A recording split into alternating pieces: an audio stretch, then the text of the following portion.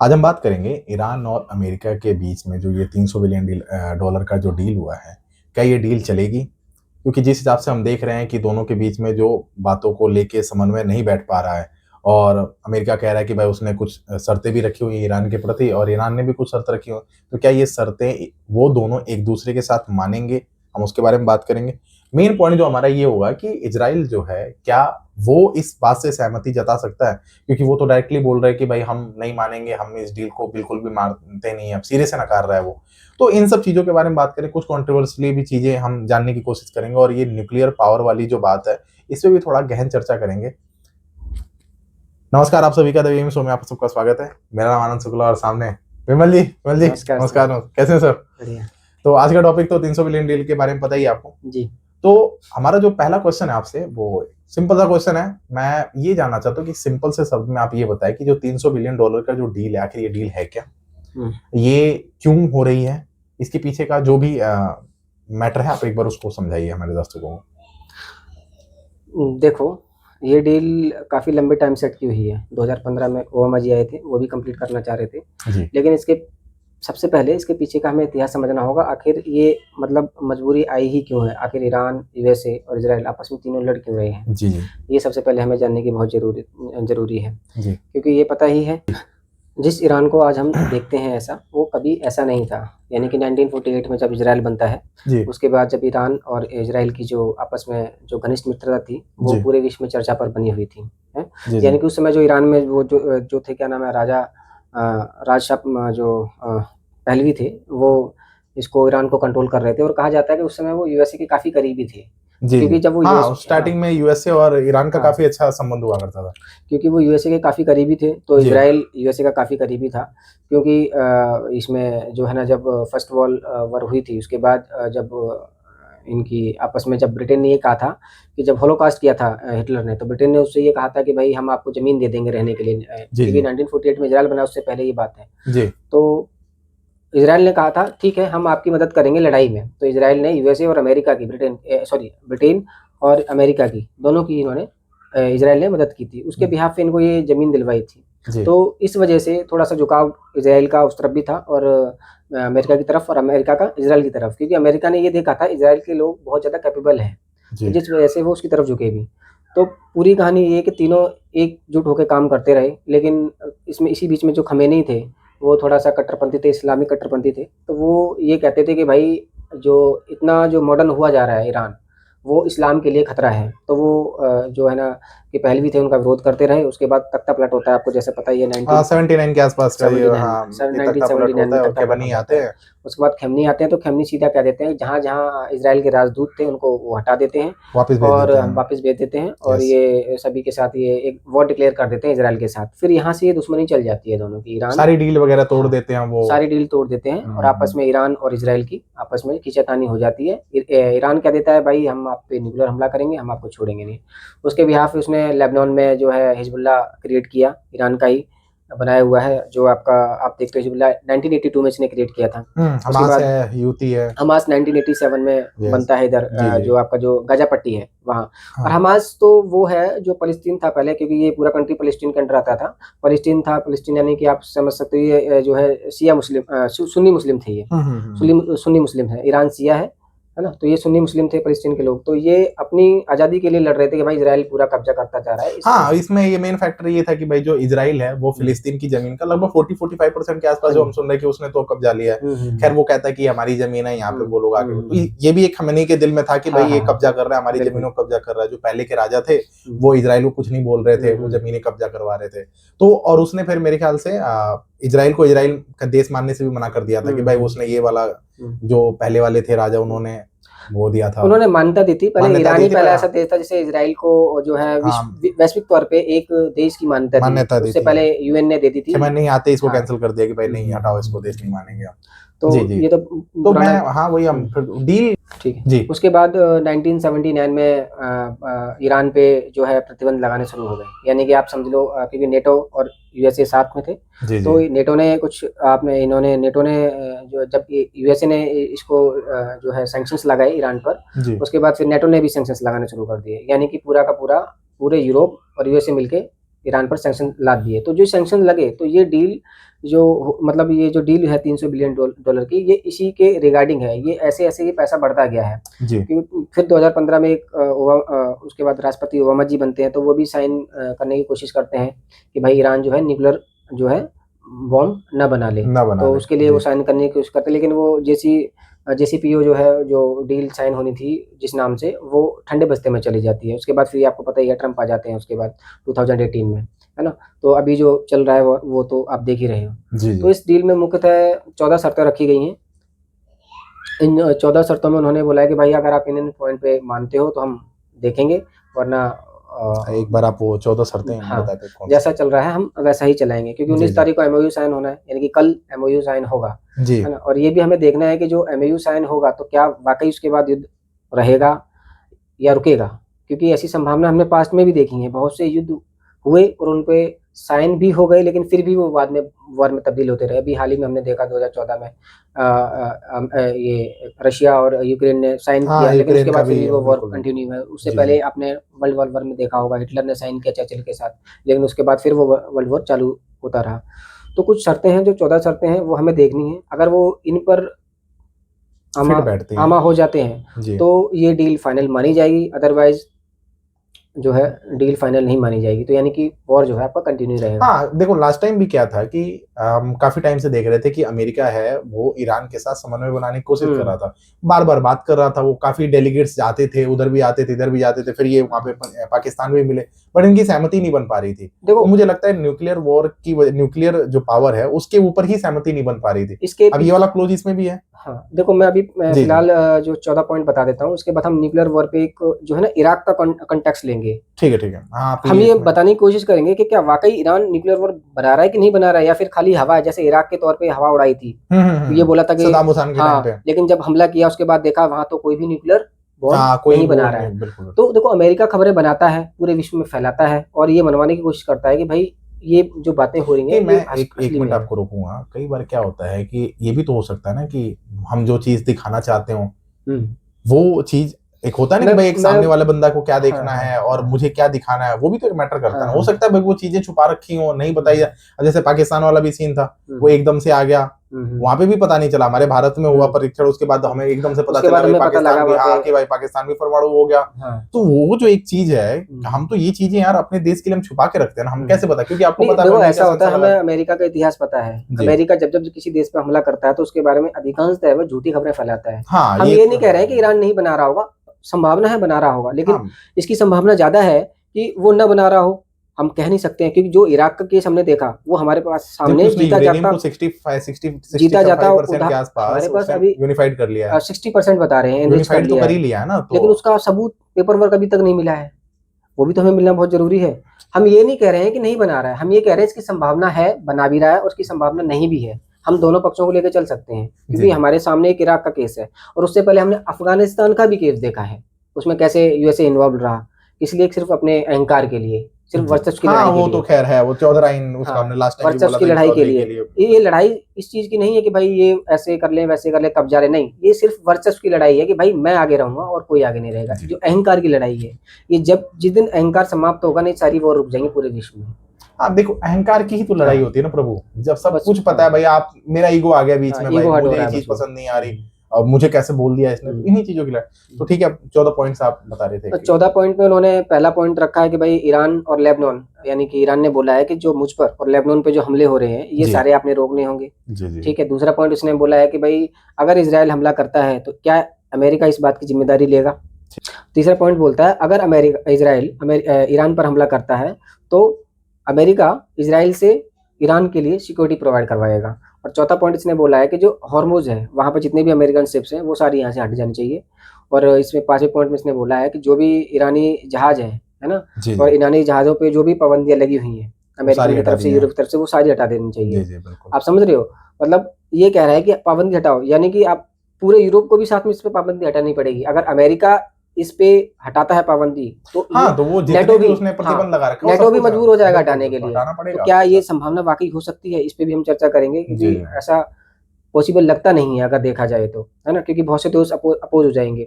तो जी छठे पॉइंट इसने बोला है कि 30 दिन के अंदर अंदर आपको जो भी जो व्यापार है वो बहाल करना होगा। जी और जी। सातवें पॉइंट में इसने बोला है कि स्टेट हर्मुज को पूरा ओपन किया जाएगा, किसी तरह की पाबंदी हाँ, बढ़ाई जो भी जाएगी। आपने प्रतिबंध लगा रखे हैं वो हाँ। सारा हटा दो। जी जी। और ईरान के जितने भी बिलियंस ऑफ डॉलर के जो भी फंड फ्रीज किए हुए हैं वो आपने लगभग 24 बिलियन के 24 आसपास बिलियन के डॉलर थे, हैं, वो आपने वो सारे हटाने पड़ेंगे, हटाने फ्रीज पड़ेंगे। हटाने पड़ेंगे, हाँ। ठीक है। और इसमें 9वें पॉइंट में यही बोला है कि शुरुआती चरण में फ्रीज फंड का आधा हिस्सा उनको दे दिया जाएगा, जो 24 में से 15 के आसपास, 15-14 के आसपास जो भी उनको वापस किया जाएगा, है ना। तो 10वां में ये बोला है कि जितने भी सैंक्शंस हैं वो सारे ईरान से रिमूव किए जाएंगे। अब 11वें पॉइंट में इसने ये बोला है कि सैंक्शंस भी प्राइमरी और सेकेंडरी टाइप के, दोनों टाइप के, प्राइमरी और एक बार आप ये समझा दो, ये प्राइमरी प्राइमरी सैंक्शंस वो होते हैं जो अमेरिका लगाता है अपने देश के नागरिकों पे, कि आप ईरान या किसी और देश से जिससे लड़ाई चल रही है अमेरिका की, उससे व्यापार नहीं कर सकेगा। और सेकेंडरी सैंक्शंस वो होते हैं थर्ड पार्टी के लिए, जैसे भारत पे लगा दिए कि भारत उससे व्यापार नहीं कर सकता है ना। तो ये सेकेंडरी सैंक्शंस होते हैं। ईरान ये बोल रहा है कि आपको ये भी सैंक्शंस हटाने पड़ेंगे, जैसे यूरोप ने लगा रखे हैं। तो वही मैं कह रहा था कि यूरोप भी आमदा होगा हटाने के लिए, इसको भी मजबूर किया जाएगा। तो वही इसी पॉइंट में शामिल किया गया है। इन लोगों को करेगा प्रेशराइज भाई, ठीक है जब मैं हटा रहा हूं तो आप सब भी इन चीजों से अलग हो जाओ। तो यही संभावना बन रही है, क्या यूरोप मानेगा? क्योंकि यूरोप और अमेरिका की जो अभी कट्टर दुश्मनी चल रही है, लगता नहीं इस तरीके से वो मान पाएंगे। और 12वें पॉइंट में इन्होंने ये रखा है कि जितनी भी आर्मी है जी अमेरिका की, जो भी स्टेट ऑफ हॉर्मुज के आसपास है या जितने भी ईरान को घेरा हुआ है, वो सारी आर्मी जो है इसने रिमूव करनी होगी, अमेरिका को अपनी यहाँ से हटानी पड़ेगी पूरी। हाँ, 13वां पॉइंट ये है, ये बताया है कि ईरान जो है न्यूक्लियर हथियार न बनाने के लिए कमिटमेंट को दोहराएगा। मतलब कमिटमेंट जो पहले से कमिटमेंट कर रहा है उसको दोहराएगा, ये नहीं बोलेगा कि नहीं बनाएगा। यानी बात किस पर होगी? 60% एनरिचमेंट जो उसने कर लिया है उस पर ही बात होगी सिर्फ। और आखिरी पॉइंट उन्होंने ये बोला है कि आखिरी 60 दिनों में फाइनल टॉक होगी, न्यूक्लियर प्रोग्राम बनाया जाएगा नहीं बनाएगा, जितने भी सैंक्शंस हैं वो कितने हटे हैं कितने नहीं हटे हैं, आखिरी टॉक 60 दिन के बाद इस पर टॉक होगी। तो ये 14 पॉइंट्स हैं, इन पर जो है सहमति बनाने की कोशिश की गई है।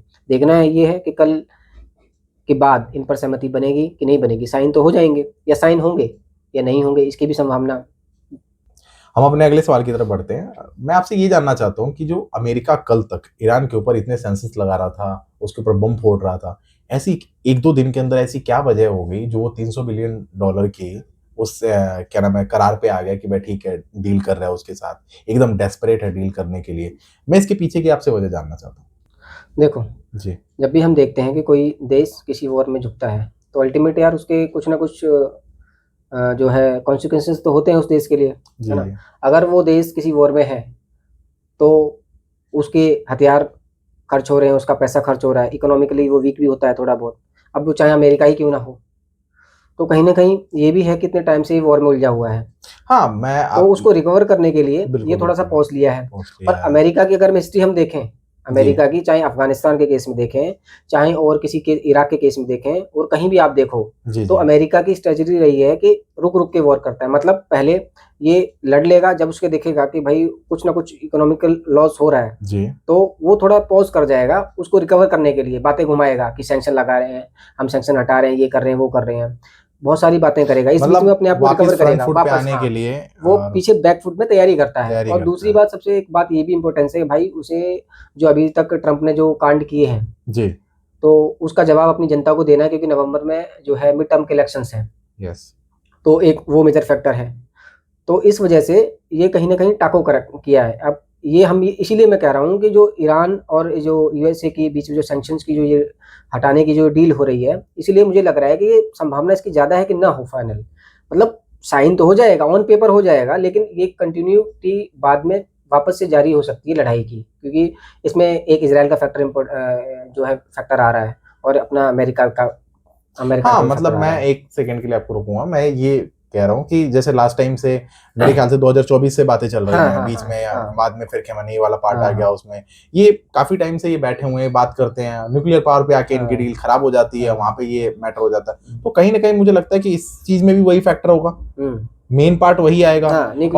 और ऐसी क्या मतलब क्या गारंटी है कि ईरान फिर उस पॉइंट पे आके और वो कह दे कि भाई नहीं मैं तो करूंगा, क्योंकि 60% उसने यूरेनियम को यूनिफाइड कर लिया। यूरेनियम इनरिच होने के बाद वो तकरीबन बम बनाने के करीबी है, करीबी वो है, बन ही जाएगा मतलब वो, बताते हैं एक कि मान मेरे लो। ख्याल से 75-80 के आसपास होना चाहिए। नहीं 60 होना चाहिए, 90-91 पहुंच जाता है, हाँ, ऑटोमेटिक पहुंच जाएगा, वो बन जाएगा, कोई दिक्कत तो नहीं है उसकी। क्या अमेरिका इस चीज को मतलब टैकल कर पाएगा? मैं बस वही, कैसे, क्या वजह है जो उसने डील के लिए हाँ भर दी? देखो वो डील के लिए हाँ तो मैंने बता दिया है, जी एक तो उसको लॉस हुआ है, पक्का लॉस हुआ है, उसकी इकोनॉमी को लॉस हुआ है, डॉलर कमजोर हुआ है, ऐसा जी जी। नहीं है, आर्थिक मंदी भी संभावना है, आ सकती है उसके हम्म। देश में। तो पहली बात तो ये है, दूसरी बात उसकी जो जनता है वो भी परेशान है, क्योंकि वहाँ महंगाई बहुत है। क्रूड ऑयल महंगा हो गया हाँ, तो बहुत सारी आखिर चीजें महंगी होगी, वहां भी तो तो दिक्कत डॉलर पे आएगी। भी इम्पैक्ट पड़ा है। बिल्कुल। और इलेक्शन भी है, तो मेन मुद्दा यही है। और दूसरी बात, वो वॉर दोबारा से होगी, जहां तक है वॉर होने की संभावना है, हमें लग रहा है कि रुकेगी, पर लगता नहीं है ऐसा। तो चलो, हम तो चाहते हैं हो जाए विश्व शांति के लिए, क्योंकि उसकी वजह से और देश भी, कंट्रीज भी सफर कर रही हैं। बाकी देखते हैं क्या होता है। बाकी मेरी तरफ से तो जितना मैं सोच पा रहा हूँ, जितना मैं देख पा रहा हूँ, जितना मैंने एनालाइज किया है, तो मेरे को ये दो मेन कारण लगते हैं उसके फिलहाल के लिए, जी, कि वो बैकफुट में तैयारी करेगा, वापस से ये दोबारा से यानी ये ये करेगा। लड़ाई रुकने का चांसेस बहुत कम है बहुत कम अगर है, एक तरफ बहुत से कम। देखा जाए, क्योंकि अगर हम हिस्ट्री देखें, जी अमेरिका का जो इतिहास रहा है, पुराना इतिहास रहा है, कोई और कंट्री होती तो हम सोच भी लेते, लेकिन जो अमेरिका का इतिहास रहा है, वो खुद ही वॉर करवाता है और खुद ही कहानियां बनाता है, और उन्हीं कहानियों को पूरी दुनिया को सुनाता है, ये कहानी है, इस वजह से ये हो रहा है, और उसी कहानी में उलझा के अपना काम करके निकल जाता है वो। मतलब ये वो गांव में होता था हाँ कि भाई एक जैसे लुगाई होती थी, हाँ वो उसके घर में जाके उसकी बुराई, उसके घर में जाके उसकी बुराई, उन हाँ, दोनों की लड़ाई करा दी, बाहर खड़ा होकर बस मजे ले रही है। आपस में बस आप अपने। वो वाला हाँ, सीन होता था उनके। तो इसकी संभावना ज्यादा है, देखते जी। हैं क्या होता है। अब कल पता लगेगा, कल के बाद आपको 2 दिन के बाद पता लग जाएगा ये वो रुकेगी या चलेगी, हाँ। या 60 दिन के बाद, या साठ ऐसे दिन के मैं बाद। आज हम शूट कर रहे हैं, मैं कल शाम के आसपास की बात है, मेरे ख्याल से 5-6 बजे के आसपास शायद उनके किसी डिप्लोमेट की तरफ से ये बात आएगी कि भाई हम दोबारा हमला करेंगे, हम्म, मान नहीं रहा बातें। तो ये तो मेरे ख्याल से ये चीजें चलती ये रहेंगी, चलती इसमें रहेंगी आपकी, इसमें तो ये आप 60 दिनों तक चलती चलती रहेंगी, रहेंगी, जब रुकने तक वाली नहीं। इलेक्शन नहीं हो जाएगा। आप नवंबर मान के चलो, हाँ नवंबर तक ये कुछ चल, मे भी हो सकता है उसके बीच में वॉर छिड़ जाए तगड़ी वाली, क्योंकि अगर इसराइल नहीं माना तो, जी इसराइल जी। अगर नहीं रुका तो, अगर वो इसराइल को कुछ दिनों के लिए मना लेता है, ये लेबनान के पॉइंट पे अटक सकते हैं, क्योंकि इसराइल ये कह रहा है भाई लेबनान को मैं नहीं छोड़ूंगा, क्योंकि लेबनान में वो अंदर तक घुस गया है, वो काफी अंदर तक चला गया, साउथ में ऊपर की साइड चला गया है। एक फोर्ट है, बियो फोर्ट करके नाम है, फोर्ट करके, जी उसमें जी। वो उसने कब्जा कर लिया है। अब हाँ, वो तो वो पीछे तो हटेगा पीछे नहीं हटेगा, क्योंकि बिल्कुल सही उसको बात। हिजबुल्लाह से डर है, अगर पीछे हम्म हटता है तो बिल्कुल बॉर्डर के करीब आ जाएगा हिजबुल्लाह, और फिर वो हम्म। अटैक होने की संभावना ज्यादा होगी। तो इसराइल तो अभी नकार रहा है, तो देखते हैं क्या होता है। जैसे जैसे दिन बढ़ेंगे उस तरीके से हमें पता लगता रहेगा कि वॉर चलेगी या रुकेगी। हाँ। ये कुछ दिनों में जो है ना क्लियर हो जाएगी, बातें क्रिस्टल क्लियर हो जाएंगी कि कितनी रुकने की संभावना है, कितनी नहीं है। हम्म, हम अब अपने अगले क्वेश्चन की तरफ बढ़ते हैं। मैं एक सवाल जानना चाहता हूँ, काफी मेरे मन में भी है और मोस्टली जनता के मन में भी ये सवाल आता है कि हम ये जानते हैं कि जो इजराइल है वो कभी भी ईरान को मजबूत नहीं होने देगा, हम्म, उसको बनने नहीं देगा, क्योंकि उसकी अपनी कुछ कंडीशंस वगैरह भी हम्म, हैं।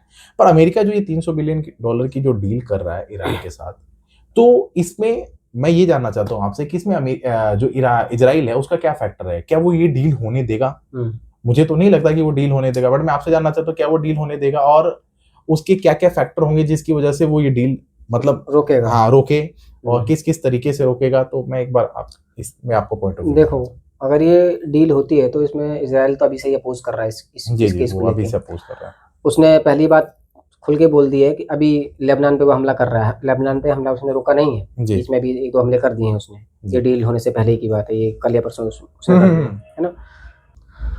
सवाल ये है कि वो रोकेगा क्यों नहीं।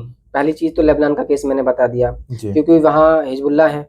जी जी। अब हिजबुल्लाह, ये जो इजराइल है, लेबनान में लितानी रिवर के पास उसको क्रॉस करके, जो आपका जो ब्यूफोर्ट कैसल है, जो 100 साल पुराना कैसल है, वहां पर ये पहुंच गया है, वो वहां से हाँ, बैक नहीं आएगा। बैक नहीं आएगा। अब कुछ पॉइंट्स हैं जिन पॉइंट्स पे चीजें रुकेंगी। पहला एक तो मैंने पॉइंट बता दिया हिजबुल्लाह का अटैक, क्योंकि ये जितना बॉर्डर, इसराइल के बॉर्डर के करीब आएंगे, उतना ही इसराइल के लिए खतरा है। और इसराइल के साथ जो पुरानी घटनाएं हुई हैं, होलोकॉस्ट हुआ है, जो जो घटनाएं हुई हैं, उनको फलस्तीन से खदेड़ के निकाला गया था, उस टाइम पे भगाया गया था, वो अलग अलग जगह जाके बस गए थे, पोलैंड बस गए, फिर पोलैंड से उनको छोड़ के जाना पड़ा। हाँ, जो तो अत्याचार वो हाँ, कोई नहीं भूलता अपना यूएसए अत्याचार तो। अमेरिका में जाके, यूएसए और सोवियत यूनियन में भी जाके बस गए थे, जी वहां जी। वहां से भी उनको भागना पड़ा। तो वो जो उसके साथ त्रासदी हुई है ना, वो उस त्रासदी को झेला है। वो उस त्रासदी के बीच में उसने अपने माइंड में एक चीज फिट बैठा ली थी कि भाई मेरे को अगर आगे बढ़ना है, अगर हमें आगे बढ़ना है, तो एक एजुकेशन ही है जो हमें बचा सकती है, हमें हाई टॉप लेवल पे ले जा सकती है। तो इसलिए आप इजराइल्स को देखते हो ना, सभी बड़े बड़े जाइंट्स इसराइल के इसलिए लोग बैठे होते हैं, क्योंकि उन्होंने उस जमाने में ये अपने माइंड में सेट कर लिया था कि एजुकेशन के अलावा उनको कोई भी नहीं बचा मतलब सकता अब है। अगर जिंदा है तो लड़ना पड़ेगा, लड़ना सीधी पड़ेगा, बात है। हाँ। और माइंड, उनका माइंड पैटर्न सिर्फ एजुकेशन को लेके है। मतलब इजराइल का जो धर्म है ना, देखो जो बाकी जो दोनों धर्म है, अमेरिका और इसको आप इस्लाम को छोड़ दो, इजराइल का धर्म है मॉडर्न धर्म होता है। मतलब ये वक्त के साथ चलना पसंद करते हैं। यहूदियों का जो धर्म ये है, समय के साथ बदलते हैं। समय के साथ बदलना पसंद करते हैं ये लोग। बिल्कुल। तो मैं बात कर रहा था कि ये कहाँ ये डील अटकेगी। पहली चीज है कि बैलिस्टिक मिसाइल डेवलपमेंट पर अटकेगी, ईरान जी। कहीं इसका वो ना कर ले। दूसरा न्यूक्लियर प्रोग्राम, क्योंकि अगर न्यूक्लियर प्रोग्राम बनेगा तो बैलिस्टिक मिसाइल के साथ उसके वॉर हेड लगा के वो इस तरीके से काम करेगा, जी। न्यूक्लियर अटैक का भी खतरा बना रहेगा।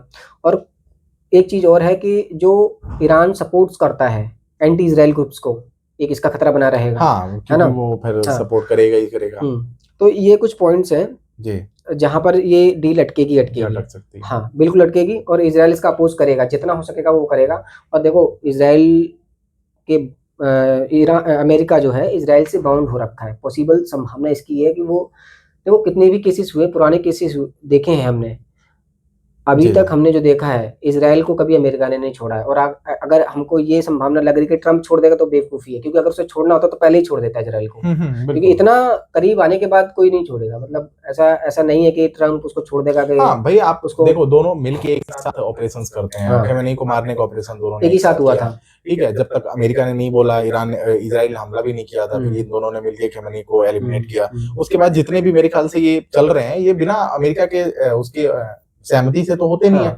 सारा उसकी सहमति है, उसी के थ्रू ये कर रहे हैं। इजराइल बोलता है कि भाई ऐसे करना है। हाँ, ऐसे करना है, बिल्कुल। उसकी एक्सेप्टेंस आती है, जब काम पपेट है अमेरिका इजराइल का। जब तक इजराइल अथॉरिटी नहीं देगा काम नहीं होगा। इजराइल अथॉरिटी देता तभी युद्ध होते हैं भाई। तो दोनों एक ही साथ, हाँ, ईरान के साथ, क्योंकि युद्ध तो इजराइल की तरफ से हो रहा है ना, अमेरिका से तो हो नहीं रहा। अमेरिका दूर बैठा हुआ है। बिल्कुल ठीक है।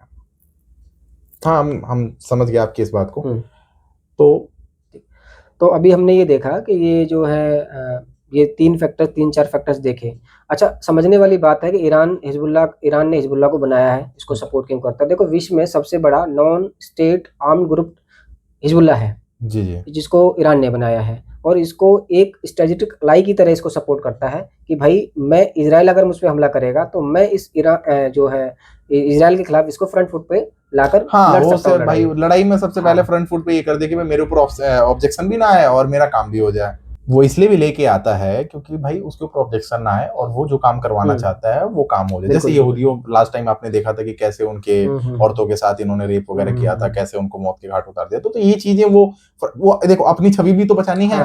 तो वो वाला सीन तो रहता ही है। इजराइल अपोज करता है इन सब चीजों का। हाँ, तो मेन गुस्सा मुझे लगता है वो इन्हीं चीजों का है। क्योंकि देखो विश्व में शांति बन भी जाए लेकिन दूसरा नहीं बनाना कट्टरपंथी आप कैसे खत्म ये जो 5 अरब आर्मीज हैं ये कैसे बनाएंगे। ये आपका इधर जॉर्डन हो गया, आपका इधर ये अरब हो गया, आपका लेबनान हो गया, आपका सीरिया हो गया, आपका ये इसको पनपने नहीं दे रहेंगे। तो डरा हुआ है इन सब चीजों से। ये एक 5 मुस्लिम कंट्रीज के बीच में आराम से रह रहा है। मतलब एक समझ लो ना, पूरे दांतों के बीच में जीत रही है। बिल्कुल। तो वो उस तरीके से वो भी डरा हुआ है। वो भी क्या करे भाई, उसको अपना अस्तित्व बचाना है और अस्तित्व बचाने के लिए उसको लड़ना उसके साथ जो हुआ है वो नहीं भूलेगा। बर्बरता जो उसके साथ जो है उसको देसी से भगा दिया गया है। उसका जो बताते हैं जो मंदिर है, उस मंदिर का नाम फर्स्ट टेम्पल है, फिर सेकंड टेम्पल बना है। उसमें होली टाउन प्लेस बोला है, यानी कि पवित्र से भी पवित्र जगह बोली गई है। यानी उस जगह पे बताया गया है कि जो था भगवान थे उन्होंने वहां पे एक मिट्टी डाली, उसी मिट्टी से एडम का जन्म हुआ था, पहले इंसान का जन्म हुआ था। तो उनके लिए तो बहुत पवित्र जगह है। और आज भी रोम ने जो पूरा तहस नहस किया था तो वेस्टर्न वॉल बची थी, बस वहीं तक जाने दिया जाता है उनको। उनके मंदिरों में भी नहीं जाने दिया। हाँ, काफी जाति करी है इन लोगों ने वैसे तो। 1948 तक इजराइल तो बाद में बना है। 1948 तक, जब तक इजराइल नहीं बना था तब तक यहूदियों को बैन किया गया था। आप यहाँ आ नहीं सकते। हाँ, उनका कोई ऐसे तो नहीं था। हाँ, तो वो उन्होंने देखा है, वो इतनी जाति झेली है, तो दैट्स व्हाई। और ब्रिटेन क्यों साथ देते हैं, बाकी कंट्रीज ने क्यों साथ दिया, सिंपल सी बात है, उन्होंने जो जाति देखी तो एक उनके मन में पश्चाताप की भावना थी कि ये हमारी वजह से हुआ है, हमने सपोर्ट नहीं किया इनका सपोर्ट। तो इसलिए बाकी जो कंट्रीज है, ब्रिटेन वगैरह जो क्योंकि एक फैक्टर यहाँ पे इन भावना है उनके अंदर भी बहुत ज्यादा। एक फैक्टर यहाँ पे ये भी तो आ जाता है ना, क्या होता है कि जब आप अपने सराउंडिंग में एक चीज देखते हो, आप देखते हो कि कुछ लोग, जैसे अब एक फल है, एक पेड़ है, पेड़ निकलता है, उसमें अंकुरित होता है, फिर उसमें फल लग जाते हैं, तो वो एक चीज। पर एक ऐसा पेड़ है जो एक जगह निकलता है, फिर उससे बहुत सारे पेड़ निकलते हैं और फिर वो कब्जा कर लेता है। तो वो एक वाला जो ये माइंडसेट है, ये लोग देख रहे हैं ना, तो इसकी वजह से भी इजराइल को लोग सपोर्ट करते हैं वहां पे, बाकी की जो कंट्री है वो इसलिए भी आगे फ्रंट फुट पे है, क्योंकि उनको पता है जो आज इजराइल के साथ हो रहा है वो कल हमारे साथ भी हो सकता है, और अगर हम इसको सपोर्ट नहीं करेंगे तो हमें कौन सपोर्ट करेगा। तो एक मुझे लगता है ये भी एक फैक्टर है। आप समझो ना, गैस चैम्बर में निर्दोष लोगों को मारा जा रहा है। हाँ खैर, 60 लाख लोग बहुत होते हैं, बहुत होता है। ठीक है, हम अगले सवाल की तरफ बढ़ते जी। हैं।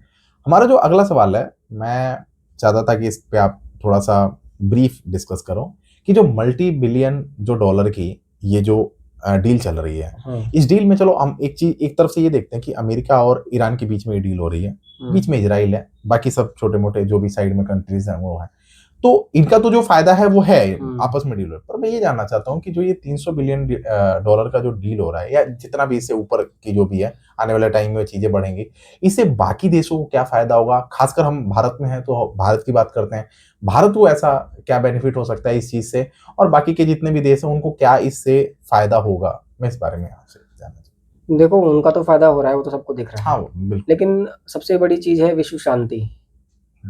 वो जब भी कोई वॉर होती है तो कम से कम 1 से 2 डिग्री टेम्परेचर बढ़ जाता है, यानी अर्थ का टेम्परेचर बढ़ रहा है, यानी कि ह्यूमैनिटी के लिए खतरा है वो।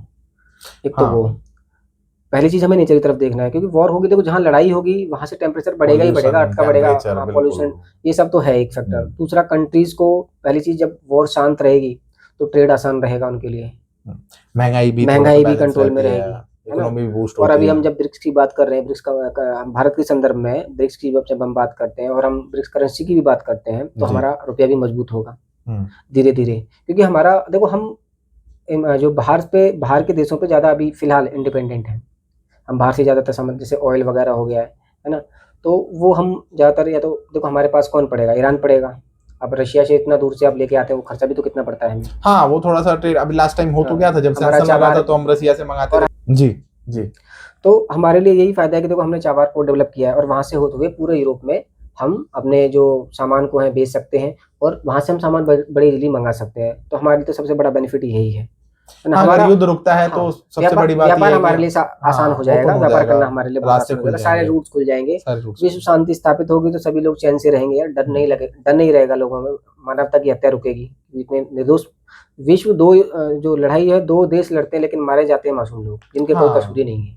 जैसे अपने नाविक मारे जा रहे थे उसमें बीच में, ये आपस में भाई कि ठीक है मैंने प्रतिबंध लगा रखा है, इसमें कैसे घुस रहे, उसने बम मार दिए, वहां लोग मर रहे हैं, लास्ट तक नहीं आई है भारतीय नाविक की, वहां सड़ गई है। आएगी वो कैसे आएगी बताओ पानी में? तो मेन वजह यही है व्यापार। और दूसरा देखो, जब विश्व स्तर पर युद्ध शांत होते हैं तो जो बड़ी बड़ी कंपनियां होती हैं ना, तो वो दूसरे देशों में जाके इन्वेस्टमेंट भी करती हैं। डर का भय, माहौल खत्म हो जाता है, डर खत्म हो जाता है, तो वो बहुत इंपॉर्टेंट है, क्योंकि उससे क्या होता है, जिस देश में वो इन्वेस्टमेंट कर रही है वहाँ की करेंसी भी मजबूत, मतलब बहुत ज्यादा इंपॉर्टेंट रोल प्ले करती है, बेरोजगारी घटाती हैं, बहुत सारी चीजें जो है आसपास चलती रहती हैं। तो मोस्ट इंपॉर्टेंट तो यही है सारी चीजें। शांति रहेगी तो इकोनॉमी स्टेबल रहेगी, कंट्रीज स्टेबल रहेंगी, सुख चैन से इंसान रह पाएगा। वो इसीलिए एक मोटे तौर पे देखा जाए तो भाई हर देश ग्रो कर सकता है, इकोनॉमी बूस्ट हो सकती है, और ट्रेड अच्छा रहेगा कि भाई आप एक तो रास्ता खुल जाता है, ऊपर से क्रूड ऑयल भी अपने सस्ते हो जाएंगे, जिस वजह से जो महंगाइयां बढ़ रही हैं, बाकी के छोटे मोटे बहुत सारे टूरिज्म बढ़ता है, व्यक्ति आराम से ट्रैवल कर सकता है। इस भाई के माहौल में कौन कहाँ जाएगा, डरा हुआ है। बट अब हम अपने समापन की तरफ चल रहे हैं, तो मैं एक आखिरी सवाल आपसे लेना चाहता हूँ। मेरा सवाल ये है कि एक तो हमने लड़ाई देख ली, और आए दिन लड़ाई होती रहती है, फिर वर्चस्व की लड़ाई हमने देख ली, फिर उसमें हमने बाउंड्रीज देख ली, फिर अमेरिका की तरफ से दुनिया भर के सैंक्शंस देख लिए, अब ये डील भी हमने देख ली, अब ये डील हो रही है, जबकि समझ में ये आ रहा है कि शायद ये डील हो भी ना हो, कल पता लग ही जाएगा जब 19 तारीख को एमओयू साइन होगा। बाकी अभी एक दिन पहले ये हुआ कि भाई नहीं हम तो दोबारा हमला करेंगे, तो ऐसे ये कुछ अटकलें चलती आ रही हैं। मैं आपसे एक छोटी सी बात ये जानना चाहता हूँ कि भाई इन सब का कंक्लूजन क्या है, कि भाई हम किस तरफ जा रहे हैं, आखिर इन सब चीजों का फायदा क्या है, नुकसान क्या है? ये तो खैर हमने पूरी वीडियोस में कवर कर लिया फायदा क्या नुकसान, बट एक कंक्लूजन भी समझ में आए हमारे दर्शकों को कि भाई आखिर ये जितनी भी सारी चीजें हो रही हैं, आखिर ये हो क्यों रही हैं, भाई हम चाहते क्या है? सबसे बड़ा मैटर ये होता है ना कि अंत किस तरफ है। जैसे अब आदमी अध्यात्म की तरफ जाता है तो अंत क्या होता है? अध्यात्म की तरफ जाने का मेन मोटो तो ये होता है कि शांति, मतलब एंड में ये हो कि यार मैं शांत हो जाऊं, मैं खुश हो जाऊं, मेरे अंदर एक हैप्पीनेस आ जाए। लोग इसीलिए अध्यात्म चूज करते हैं। तो अंत तो हैप्पीनेस का है। मैं वैसे ही आपसे ये जानना चाहता हूँ कि इस तरफ इस पूरे डील का एक कंक्लूजन आप बताओ, या ये जितनी भी सारी चीजें, लड़ाइयां, ये ईगो, ये सेटिस्फेक्शन ये हो रहा है, आखिर ये कब रुकेगा, ये किस ओर जाके रुकेगा और इसका अंत क्या होगा? देखो, इसका अंत तो इन देशों पर ही निर्भर करता है, यहाँ के जी। जो प्रेसिडेंट है उन्हीं पर निर्भर करता है। आपसी लड़ाई है, आपसी अहंकार की लड़ाई है, वर्चस्व की लड़ाई है, और कुछ नहीं। जैसे दो कली के गुंडे लड़ते हैं वर्चस्व के लिए, भाई मेरा दबदबा है इस इलाके में, मेरा है, वही लड़ाई है। अगर इसमें पिस तो आम जनता रही है पिस ना, आम जनता रही सबसे है, बड़ी दिक्कत ये है। जी। अंत देखो हमेशा पावरफुल लोग ही हाँ गुलाम बनाते हैं वो, कमजोरों को। जी जी। तो अब क्या कर सकते हैं इसमें। और दूसरी बात कि अब ये इसका अंत अगर होता है तो सिंपल सी बात है, जैसे आपने कहा इनर पीस के लिए हम ध्यान अध्यात्म की तरफ हाँ, जाते हम हैं, अंत में हैप्पीनेस ही तो चाहिए हाँ, हमें। तो वही है, वैश्विक शांति आएगी, जी। विश्व में शांति स्थापित होगी, तो मानव मानव के प्रति और काम भी कर सकेगा। फिर व्यक्ति देखो, जब अगर विश्व में शांति नहीं है तो वो जैसा आपने कहा कि इनर पीस की तरफ कैसे बढ़ेगा, जब विश्व ही जल रहा है, आपस में लोग ही जल रहे हैं, आपस में लड़ाइयाँ चल रही हैं, तो वो किस बीच में वो अपनी रोटी के लिए सोचेगा, किस बीच परिवार के लिए सोच पाएगा, कहाँ वो देश के लिए सोच पाएगा, कहाँ वो अपने अध्यात्म के लिए फिर सोच पाएगा। मैं एक सेकंड आपको रुकूंगा, मैं ये जानना चाहता हूँ कि बाकी देशों का तो चलो ठीक है, हम समझ रहे हैं कि कोई अपने कट्टरता की वजह से लड़ रहा है, कोई अपनी माइंडसेट की वजह से लड़ रहा है, ये सारी चीज समझ, पर ये जो अमेरिका एक ऐसा देश है जिसको सिर्फ एक अपना फायदा देखना है, उसको नहीं फर्क पड़ता, वो दो देशों को आपस में लड़ा देता है, इतने सारे सिविल वॉर्स करा रहा है देशों के बीच में। तो मैं आपसे ये जानना चाहता हूँ कि आखिर ये कब रुकेगा? क्या कोई ऐसी चीज नहीं है जो सारे देश मिलके इसको कुछ ऐसी चीजें कर सके कि भाई तू यहाँ रुक जा, बहुत कर रहा है, तू फालतू की चीजें कर रहा है, तो क्या एक हम एक ऐसा संगठन बना के हम क्या इसको रोक नहीं सकते? क्योंकि सारे, मुझे लगता है कि फसाद की जड़ तो यही है, जितनी भी सारी फसाद हो रही है उसका जड़ तो यही है, मतलब और कोई दूसरा नहीं मैं मानता। मैं, आप देख लो, आप जितने भी देशों के बीच में जो लड़ाइयां, जो मतभेद, मन मुटाव जो हो रहा है, आपस में छोटे छोटे बातों पर विवाद हो रही है, उसका कहीं ना कहीं जिम्मेदार इसी को माना जाता है। भाई हमारे देश में, खासकर भारत में भी कोई दिक्कत होती है तो उसका सीधा सीधा आके कूद जाता है, भाई मैंने कराया है, मैंने सब कुछ कराया, मैं ये आता हूँ। एक तो ये बीच में कूदने की इसकी आदत, दूसरा आपस में लड़वाने की आदत। तो मैं आपसे यही जानना चाहता हूँ कि क्या हम कुछ ऐसी चीजें कर सकते हैं, क्योंकि मुझे ऐसा लगता है जड़ एक ही है। तो जड़ है भीतरी शांति, इसका एक ही उपाय है, अध्यात्म। इसको बुद्धा में ले आए, उसमें वो धम्मा एड में लाके इसको भी 10 दिन का मुझे लगता है वो विपासना करवाना पड़ेगा। नहीं, इसका अंत अध्यात्म ही कर सकेगा। हाँ, वो देखो, जब तक आप ये नहीं जान पाओगे आपके भीतर चल क्या रहा है, तब तक आप अपने आप को बदल नहीं पाओगे। खुशी भी अंदर है, दर्द भी अंदर है, सब कुछ अंदर है। जब वो ये समझ जाएगा कि मैं मानव, देखो सम्राट चंड अशोक था, चंड अशोक से सम्राट अशोक बना, शांत हुआ, वो कितने लोगों का कल्याण किया उसने।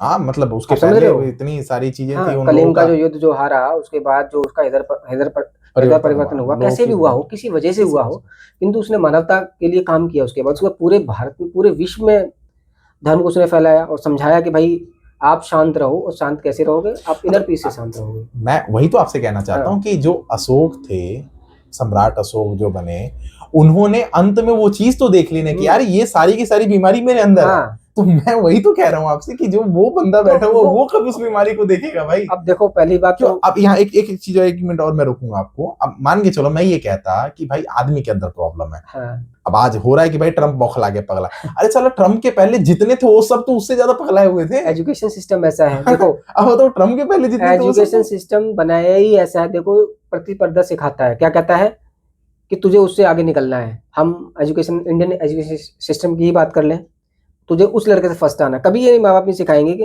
बेटा अपने आप को बनाओ। हाँ, वो कहते हैं वो स्किल डेवलप आपने उससे आगे बढ़ना। तो वो जो एजुकेशन सिस्टम बनी है ना, साइंस लिया है।